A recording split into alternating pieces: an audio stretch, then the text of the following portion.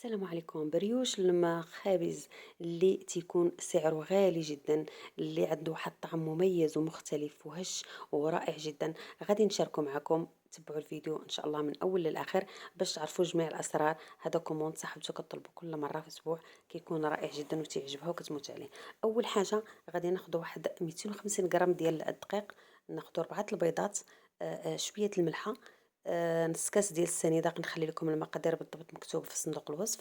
الخميره ومعلقه ديال العسل ومعلقه صغيره ديال الفاني او ساشي ديال الفاني او الفاني السائله اللي عندكم.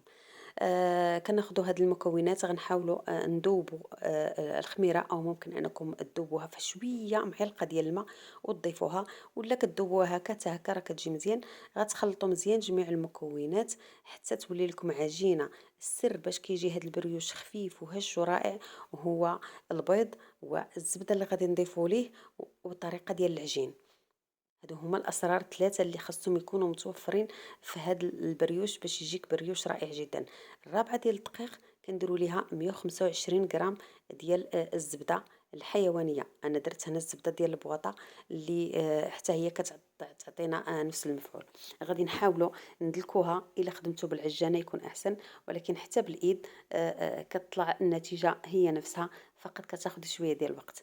كناخدو كنبقاو كندخلوا هذيك الزبده في هذيك الكميه ديال الدقيق. فما تخافوش تقولوا راه جاري ولا لا، غادي واخا يجري هو اللي غادي يعطينا ديك الهشاشه وغادي يجينا خفيف من الداخل. كنحاولوا نبقاو ندخلوا فيه الزبده مزيان باش نكونوا نعطيو نفس النتيجه ديال العجانه.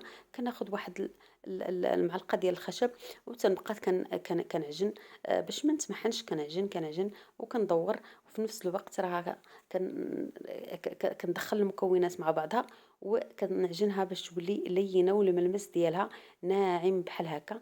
صافي غادي نبقى نخليها المهم 10 ديال الدقائق وانا كنت كنعجن فيها.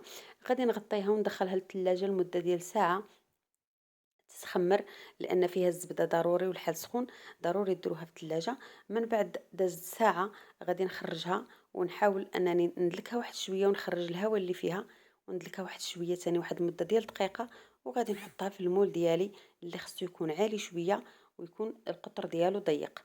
فغادي تشوفوا انا المول اللي انا استعملته، خديت هذا المول اللي كيوسع وكيضيق، وحاولت انني نضيقه بهذا الشكل هذا، وغنزيد مازال نضيقه. وغادي نحط فيه العجين ديالي وندهن يدي بشويه الزيت او بشويه ديال الماء، ونحاول انني نبسطها ونقادها.